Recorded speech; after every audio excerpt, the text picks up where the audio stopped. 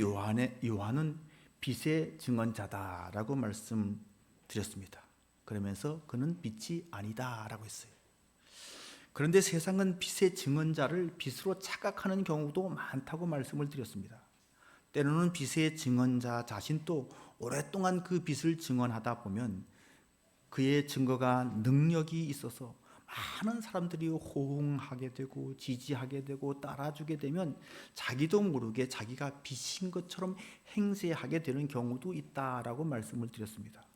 그래서 우리는 끝까지 경성하고 무익한 종이라고 겸손하게 자신을 낮추고 내가 그 빛을 보았다는 것만으로도, 내가 그 빛 아래 있다고 하는 것만으로도, 그 빛을 따라 산다는 것만으로도 기뻐하고 감격하고 감사해야 된다라고 말씀을 드렸어요. 기억이 나십니까? 네, 오늘 그 말씀을 기억하면서 오늘 본문으로 들어가 보겠습니다. 자, 오늘 본문은 참빛 이렇게 시작되고 있습니다. 참빛 곧 세상에 와서 각 사람에게 비치는 빛이 있었나니. 자, 여러분, 참빛이라고 할 때 참의 반대말이 뭘까요? 거짓인가요? 그러면 참빛이 아니라 거짓 빛이 있다는 겁니까? 자, 그렇게 우리가 본문을 이해하면 이 본문을 크게 오해하는 겁니다. 자, 참이 거짓의 반대말이라고 생각하고 오늘 본문보다 앞절 8절을 보세요. 그는 빛이 아니요라고 말씀을 거짓이라는 말로 이해를 하게 되면 그는 거짓빛이요, 이런 의미가 되는 거예요. 그가 누구죠? 세례 요한이에요. 세례 요한이 거짓빛입니까? 아닙니다. 세례 요한은 진리를 전했습니다. 빛을 전했습니다.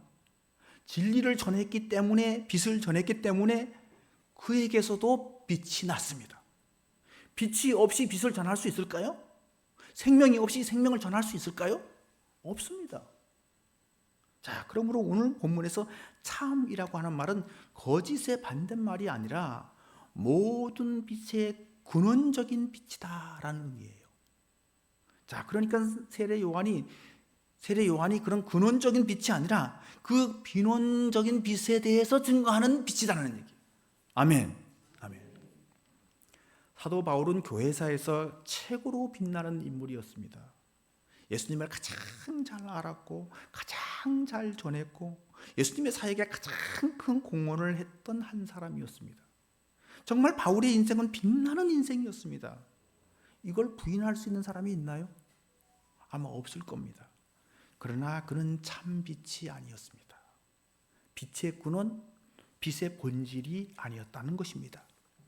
빛의 근원, 빛의 발원이신 예수님을 잘 전해서 바로 그 예수님 때문에, 그 예수님의 빛 때문에 그도 빛나는 인생이 된 겁니다. 그 점은 여러분 세례 요한도 마찬가지고 사도 요한도 마찬가지고 오늘 우리 교회에서 우리가 빛나고 있다고 한다면 바로 참빛이신 예수님 때문에 우리도 빛이 되었고 예수님 때문에 우리도 진리의 길, 생명의 길을 가게 되었습니다. 예수님 때문에 우리의 인생도 의미가 있고 예수님 때문에 가치 있는 인생이 된 거예요. 아멘. 자, 그래서 오늘 본문은 그 빛, 참 빛에 대해서 다시 부연하는 설명을 하고 있어요. 10절을 볼까요? 그가 세상에 계셨으며 세상은 그로 말미암아 지은 바 되었으니. 그가 세상에 계셨다. 이 말은 태초부터 계셨다는 말이에요. 1절의 말씀, 태초에 말씀이 계시니라 라고 했던 것처럼 세상에 있기도 전에 그분이 계셨다는 겁니다. 그러니 그분은 참 빛으로, 세상에 존재하기도 전에 존재하는 빛으로 계셨다는 거예요. 그런데 안타까운 것을 여기서 하나 언급하고 있습니다. 세상이 그를 알지 못하였고 세상은 이 참 빛을 알지 못합니다. 이것이 세상의 문제예요. 세상이 왜 어둡습니까? 여러분, 인생이 왜 답답하고 길을 찾지 못하고 의미를 찾지 못하고 삶의 목적도 없이 왜 방황하고 있습니까? 알지 못했어. 빛을 알지 못했어. 그분을 알지 못했어. 알아야 믿을 텐데 알지 못하니까. 자, 그런데 여기서 이 안다라고 하는 단어는 단순히 어떤 정보, 어떤 지식을 아는 것을 의미하는 것이 아니라 경험적으로 아는 것을 의미합니다. 경험적으로 안다는 것이 무슨 뜻일까요? 사람을 안다고 할 때 그 사람에 대한 정보, 그 사람이 언제 태어나서 어디서 살다가 어떤 일을 했고 어디서 어떻게 죽었는지, 자, 이렇게 안다면 그 사람을 경험하지 않아도 알 수 있는 지식입니다. 그렇죠? 이런 관념적인 지식은 그 사람과의 관계를 형성하지 못합니다. 나는 그 사람에 대한 정보를 어디서 많이 주워들어서 알고는 있는데 정작 그 사람은 나를 모르는 거죠. 왜? 관계가 없으니까. 자, 그런데 그 사람과 함께 소풍을 갔습니다. 그 사람과 함께 식사를 했습니다. 그 사람과 함께 어떤 일을 같이 했습니다. 그런 경험을 통해서, 그런 과정을 통해서 그 사람에 대해서 알게 된 것, 그것은 경험을 통해서 알게 된 것이고, 그 경험은 그 사람과 신뢰의 관계를 형성할 수 있는 것이고, 더 나아가서 사랑의 관계를 형성할 수가 있는 것이죠.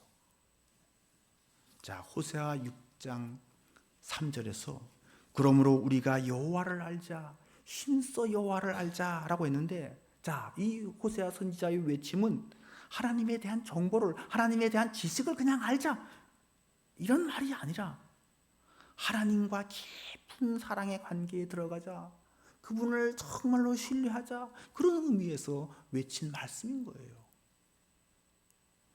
여러분, 영생은 어떻게 얻을 수 있죠? 믿을 때, 그렇죠? 믿어야 영생을 얻는다. 제가 말을 한 게 틀립니까? 맞습니까? 맞아요? 자, 그런데 요한복음 17장 3절에 보니까 예수님께서 이렇게 말씀하셨습니다. 영생은 곧 유일하신 참 하나님과 그가 보내신 자 예수 그리스도를 아는 것이니라. 자, 영생이 예수님을 아는 것이래요. 그럼 여기서 안다는 말과 믿는다는 말을 서로 바꿀 수 있죠? 그렇죠? 영생은 예수 그리스도를 믿는 것이다. 틀린 말입니까? 맞는 얘기죠. 그 의미가 같다는 거죠. 자, 요한일서 4장 7절입니다. 사랑하는 자들아, 우리가 서로 사랑하자. 사랑은 하나님께 속한 것이니 사랑하는 자마다 하나님으로부터 나서 하나님을 알고, 사랑하면 하나님을 안다라고 했어요. 사랑하면 하나님을 믿는다. 그렇죠? 그렇게 보는 것도 맞죠? 네. 이걸 뭐라고 하나요? 이걸 경험적 지식인 거예요. 이게 관계적인 알빈 거예요. 자, 요한일서 4장 12절을 또 보겠습니다. 어느 때나 하나님을 본 사람이 없이되 만일 우리가 서로 사랑하면 하나님이 우리 안에 거하시고 그의 사랑이 우리 안에 온전히 이루어지느니라. 하나님을 우리가 볼 수가 없지만 하나님을 우리 안에 모실 수 있다는 거예요. 어떻게 모십니까? 사랑하면 모실 수 있다는 거예요. 그래서 오늘 본문 12절에서 이렇게 말씀하는 거죠. 영접하는 자, 영접하는 게 모시는 거잖아요. 영접하는 자, 곧 그 이름을 믿는 자들에게는 하나님의 자녀의 권세가 되는, 자녀가 되는 권세를 주셨으니. 아멘. 영접하는 자, 곧 믿는 자들. 자, 믿는 것이 곧 영접하는 것이고. 그런데 어떻게 예수님을 영접할 수 있죠? 예수님을 사랑하면 예수님을 영접하는 거예요. 그게 믿음인 거예요. 그래서 믿음은 관계입니다. 관계. 자기 확신이 믿음이 아니라 주님과의 친밀한 관계가 믿음인 거예요. 그게 예수님 안에 있다는 말이에요. 요한복음 15장 4절입니다. 내 안에 거하라. 나도 너희 안에 거하리라. 나를 사랑하라. 나도 너희를 사랑한다. 아멘. 이게 믿음이에요. 이게 예수님을 아는 거예요. 요한계시록 3장 20절. 내가 문 밖에 서서 두드리노니 누구든지 내 음성을 듣고 문을 열면 내가 그에게로 들어가 그와 더불어 먹고 나는 그와 더불어 먹으리라. 아멘. 사랑하니까 영접하는 거예요. 사랑하니까 문을 여는 거예요. 예. 이게 관계라는 거예요. 관계. 자, 그래서 요한복음을 포함한 요한문서라고 합니다. 요한 1, 2, 3서를 포함한 요한계시록까지 요한문서라고 그렇게 불러요. 그런데 거기서는 이 안다, 믿는다, 영접한다, 사랑한다, 이게 거의 같은 뜻이에요. 예. 아는 것이 믿는 것이고, 믿는 것이 영접하는 것이고, 영접해서 그가 내 안에 내가 그 안에 거하는 것이고, 그러면 어떻게 되는 거예요? 사랑의 관계가 형성된다는 거예요. 마치 부부가 사랑의 관계 속에 들어가서 서로를 알듯이 그런 관계라는 겁니다. 사랑하는 성도 여러분, 이렇게 주님을 아는 관계, 주님을 신뢰하고 사랑하고 주님을 모셔드리고 그 안에 거하는, 그래서 서로를 더 깊이 알아가는 그런 친밀함이 있기를 주의 이름으로 축원합니다. 아멘. 자, 그런데 오늘 본문에 보니까 알지 못하고 라고 했어요. 11절에도 보니까 영접하지 아니하였으나 라고 했어요. 그러면 알지 못했다, 영접하지 않았다 같은 말이죠. 예. 그러니까 알지 못했다라고 하는 것은 단순한 무지가 아니에요. 나 예수님을 몰라서 안 믿었어요, 이게 아니에요. 예수님에 대한 정보, 어떤 지식이 없다는 뜻이 아니란 얘기예요. 환영하지 않았다는 얘기죠. 예수님을 주님으로 인정하지 않았다는 얘기예요. 그리고 더 나아가서는 예수님을 거절했다는 뜻이에요. 알지 못했다는 뜻. 여러분, 세상 사람들이 예수님을 왜 믿지 않을까요? 예수님에 대한 정보가 부족해서? 그래서 안 믿는 건가요? 예수님을 안 믿는 것은 예수님을 거절하고 있는 거예요. 거절하고. 왜 예수님을 거절할까요? 자기에게 뭔가가 있다고 생각하는 거예요. 자기에게도 무슨가 빚이 있다고 생각하는 거예요. 나는 예수님 없어도, 아니 예수님이 아니라도 나는 빚이 있다고 생각하는 거예요. 그게 자신에게 있는 물질이든지, 그것이 어떤 권력이든지, 학벌이든지, 어떤 전문적인 지식이든지, 또 그것이 자기의 고상한 어떤 도덕성, 어떤 책임성이든지. 그래서 나는 그럴듯한 존재야. 나는 길을 알고 있어. 나는 빚을 가지고 있어. 나는 나름대로 내 나름대로 잘 살고 있어. 이렇게 생각하기 때문에 예수님이 필요하지 않은 것이고 예수님을 거절하는 거예요.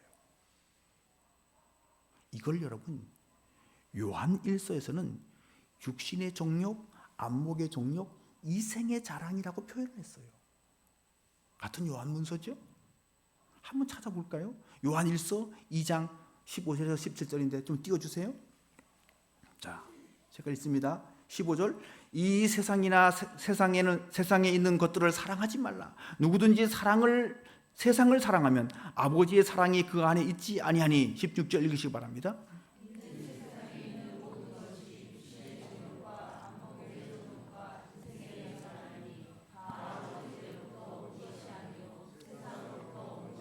17절 다 같이 있습니다. 이 세상도 그 정욕도 지나가되 오직 하나님의 뜻을 행하는 자는 영원히 거하느니라. 아멘. 내게 뭐가 있다고 생각하는 그것들은 어디서 온 것이라고요? 세상에서 온 거라는 거예요. 세상에서. 그건 하나님에게서 온 것이 아니에요. 하나님에게서 온 것이 아닌 다른 것들은 다 그냥 지나가는 것이라는 거예요. 맞죠? 인생에 있는 거, 내가 가지고 있는 것, 학벌이나 뭐든지 다 지나가는 거예요. 네. 지나가지 않고 영원히 남는 것은 뭘까요? 그 뒤에 나오죠? 오직 하나님의 뜻을 행하는 자는 영원히 거하느니라. 아멘.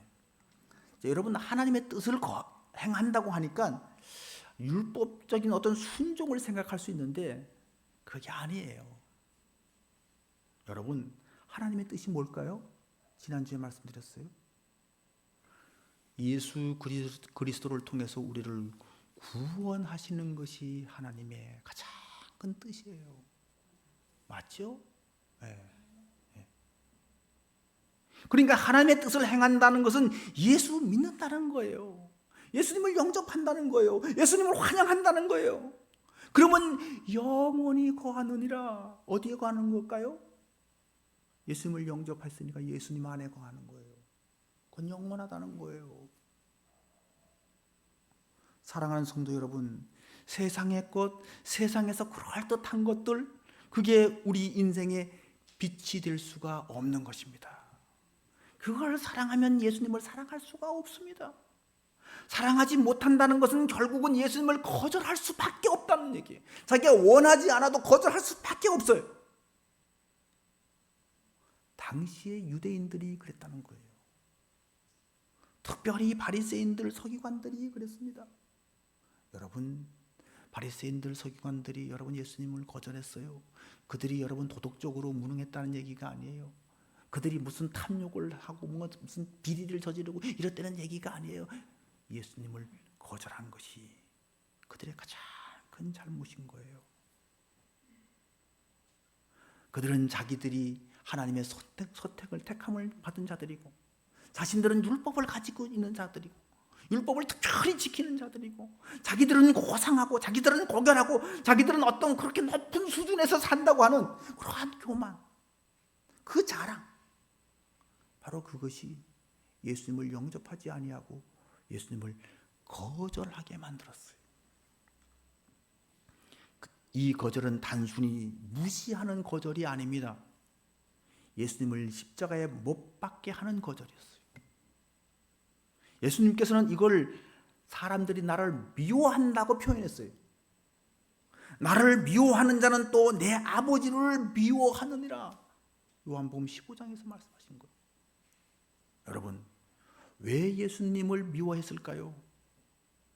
예의 있게 거절할 수도 있을 텐데 왜 적극적으로 십자가에 못 박으면서까지도 이렇게 강력하게 거절했을까요?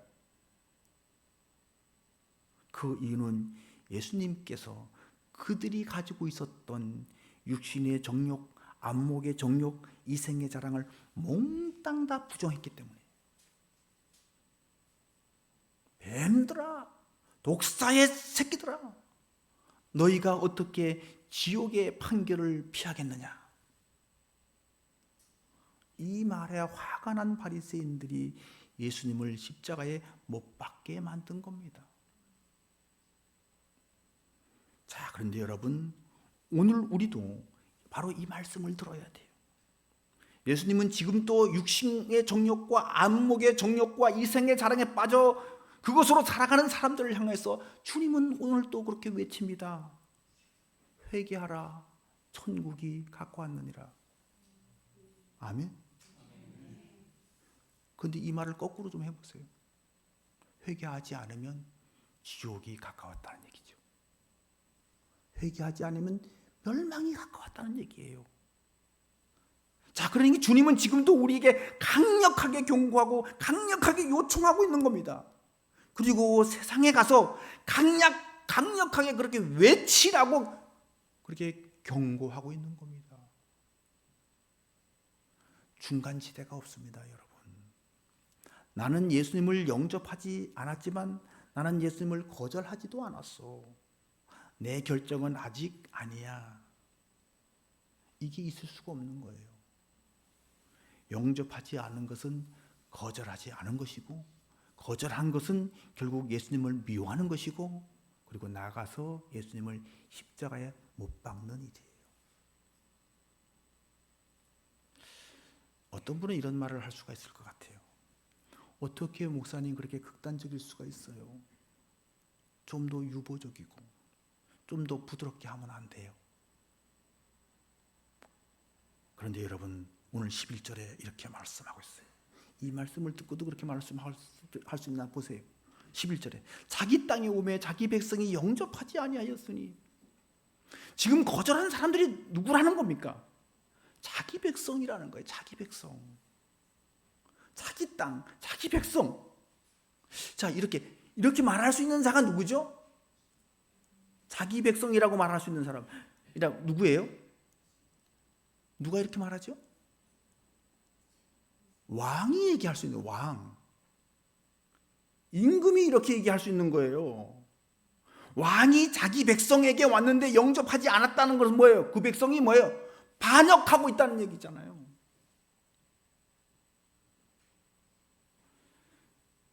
그러면 여러분, 어디가 자기 땅이고 누가 자기 백성일까요? 여기는 이중적인 의미가 있습니다. 좁은 의미에서는 유대 땅입니다. 유대 민족을 말합니다. 그 땅은 약속의 땅입니다. 그 백성은 약속의 백성입니다. 약속의 땅에, 약속의 백성들에게 약속의 주님이 오셨습니다. 약속의 왕이 오셨습니다. 그런데 영접하지를 않아요. 뭐 하는 거죠? 반역이 하는 거죠. 반역.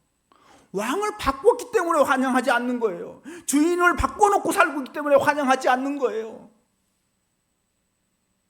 자, 넓은 의미에서 봅시다. 넓은 의미에서는 온 세계 모든 백성을 말하는 거예요. 3절에서 만물이 그로 말미암아 지은 바 되었으니 지은 것이 하나도 그가 없이 된 것이 없다라고 말씀했습니다. 그러므로 온 세계와 온 인류가 다 주님의 것이요 주님의 백성들입니다. 아멘. 시편 89편 11절에서 하늘이 주의 것이요 땅도 주의 것이라 세계와 그 중에 충만한 것을 주께서 건설하셨나이다. 아멘. 여러분, 창조주가 바로 자기가 만든 그 땅에 오셨습니다. 자기가 지금 그 백성들에게 오셨습니다. 그러면 그 백성들이 어떻게 해야 합니까? 환영하고 기뻐하고 막 잔치를 해야 되는 거 아닙니까? 시편 96편 11절에서 메시아가 오시면 어떻게 해야 되는지를 우리에게 가르쳐주고 있습니다. 시편 96편 11절입니다. 하늘은 기뻐하고 땅은 즐거워하며 바다와 거기에 충만한 것이 외치고 밭과 그 가운데에 있는 모든 것은 즐거워할지로다. 그때 숲의 모든 나무들이 여호와 앞에서 즐거이 노래하리니 그가 임하시되, 그가 누구예요? 메시아가 임하시는 거예요. 왕이 임하시는 거예요. 그가 임하시되 땅을 심판으로 임하실 것임이라. 그가 의로 세계를 심판하시며 그의 진실하심으로 백성을 심판하시리로다. 아멘. 메시아가 임했습니다. 그런데 여기서 여러분, 심판하다는 말을 구원한다는 말을 한번 바꿔서 읽어보세요. 바꿔도 의미는 동일합니다. 심판과 구원은 동전의 양면같이 동시에 일어나는 거예요. 의인을 구원하시기 위해서 악인을 심판하시는 것입니다. 애굽의 바로를 심판하시고 이스라엘을 구원하신 것이 출애굽 사건이었습니다. 그러면 그분이 오실 때 구원받은 사람들은 어떻게 해야 될까요? 기뻐하고 즐거워하고 외치고 춤추고 그래야 하는 것이 마땅하다고 여기 시편에서는 노래하고 있는 겁니다. 그런데 어떻게 했다고요? 거절했다는 거예요. 영접하지 않았다는 거예요. 구원자가 오셨는데, 왕이 오셨는데, 주인이 오셨는데 그 땅의 백성들은 미지근합니다. 무덤덤합니다. 아니, 그것을 싫어합니다. 거절합니다. 미워합니다. 그래서 주님께서 그들을 향해서 뱀들아, 독사의 자식들아, 회칠한 무덤들아, 피리를 불어도 춤추지 않고 애곡을 하여도 울질 않는구나. 이렇게 안타까워 하신 겁니다. 사랑하는 성도 여러분, 여러분은 어떻게 하겠습니까? 격하게 환영하고 정중하게 모셔야 하지 않겠습니까, 여러분? 아멘? 여러분 모셨습니까? 오늘 성탄의 절기잖아요. 예수님 오시는데 환영합니까? 아멘. 그렇죠? 우리가 예배 시작 전에도 빛으로 오신 주여 이 세상을 밝히소서 환영했어요. 오시라고. 오늘 12절 보십시오. 영접하는 자 곧 그 이름을 믿는 자들에게는 하나님의 자녀가 되는 권세를 주셨으니, 자, 이렇게 환영하고 모시는 자가 구원을 받는다는 거예요. 받는다는 거예요. 자, 그런데 여러분, 그 구원받은 사람에게 어떤 약속이 주어졌는지를 보세요. 하나님의 자녀가 되는 권세를 주셨으리 그랬습니다. 여기서 된다, 이 되는 이 말은 창조 때 쓰는 말이에요. 그러니까 하나님께서 영접하는 자, 믿는 자를 그리스도를 통해서 다시 다시 창조하신다는 거예요. 이걸 여러분 하나님의 자녀로 다시 태어났다, 거듭났다라고 표현을 할 수가 있어요. 여러분, 하나님의 자녀가 된다는 것이 이 무슨 뜻일까요? 고대 사회부터 그 교회 고대 사회에서 부모와 자식의 관계는 이 지금 현대 사회보다 더 밀접한 관계였습니다. 부모가 농부면 자녀도 농부예요. 부모가 왕이면 자녀는 왕자나 공주입니다. 부모가 귀족이면 자녀도 귀족이 되는 거고, 부모가 천민이면 자녀도 천민인 거예요. 그렇죠? 고대 사회는 신분제 사회니까요. 그러니까 부모의 신분과 직업과 재산, 이 모든 것이 그대로 자녀에게 대물림되는 사회가 고대 사회였습니다. 그렇다면 귀족의 자녀로 태어났다는 것은 특권이죠. 존경받는 일을, 그런 직업을 가진 부모의 자녀로 태어났다면 그 자녀도 그 부모의 하는 그 일을 물려받을 겁니다. 특권이죠. 그러므로 여기서 여러분 이 권세라고 하는 것은 어떤 능력을 말하는 것이 아니라 특권을 말하는 거예요. 특권. 여러분, 예수님을 영접하는 순간, 자기 땅에 오신 예수님, 자기 백성에게 오신 예수님, 그분을 환영하고 그분을 기뻐하고 그분을 사랑하고 그분을 믿는 순간 우리에게 바로 이 신분적 특권이 생기는 거예요. 신분이 바뀌어져 버리는 거예요. 자, 13절은 바로 이 특권이 어떻게 생기는지 부가적으로 지금 설명해 주고 있습니다. 이는 혈통으로나 육정으로나 사람의 뜻으로 나지 아니하고 오직 하나님께로부터 난 자들이니라. 자, 혈통으로나 육정으로나, 이게 무슨 말이죠? 부모 자식의 관계는 혈통으로 되는 거잖아요. 육정은 여러분 부모의 육체적인 관계, 뭐 그런 뜻도 있지만 더 정확하게는 자연적으로, 그렇죠. 남녀가 만나서 결혼을 하면 자연적으로 자녀가 생깁니다. 이것이 자연적인 섭리예요. 자연적인 섭리. 이걸 가리켜서 일반 은총이라고 부르죠. 그런데 하나님의 자녀는 그런 식으로 되는 게 아니라는 얘기예요. 예수 그리스도께서 이 땅에 오셔서 그렇게 될 수 있는 길을 열어주셨기 때문에, 십자가를 통해서 하나님과 막힌 담을 허시고 그 방법을 열어주셨기 때문에 그렇게 될 수 있다는 겁니다. 그래서 이것은 여러분 특별 은총이라고 부르는 거예요. 특별 은총은 아무나 갖는 은총이 아니에요. 마태복음 16장 16절 이하를 한번 보겠습니다. 마태복음 16장 16절. 시몬 베드로가 대답하여 이르되 주는 그리스도시요 살아계신 하나님의 아들이시니이다. 자, 유명한 베드로의 신앙 고백입니다. 오늘 본문의 관점에서 보면 베드로가 예수님을 영접한 거죠. 예수님을 베드로가 이제 바르게 안 거예요. 그리고 이 순간 베드로가 거듭난 거예요. 자, 그래서 예수님께서 베드로에게 이렇게 말씀하십니다. 바요나 시몬아, 내가 복이 있도다. 이를 내게 알게 한 이는 혈육이 아니요 하늘에 계신 내 아버지시니라. 하나님의 자녀가 되는 것은 혈육이 아니라는 얘기예요. 육정이 아니라는 거예요. 사람의 뜻이 아니라는 거예요. 하나님께서 그렇게 하셨다는 거예요. 자, 이것을 오늘 본문에서 하나님께로부터 났다라고 표현한 거죠. 하나님께로부터 났다. 자, 요한 1서 4장 7절을 다시 읽어드립니다. 사랑하는 자들아, 우리가 서로 사랑하자. 사랑은 하나님께 속한 것이니 사랑하는 자마다 하나님으로부터 나서 하나님을 알고, 사랑하는 자는 하나님으로부터 나는 자라. 누굴 사랑하는 거예요? 주님을 사랑하는 거예요. 그 사람은 거듭나는 사람이에요. 그 사람은 하나님을 아는 사람이에요. 여러분, 예수님을 아세요? 예수님을 영접했어요? 예수님을 믿습니까?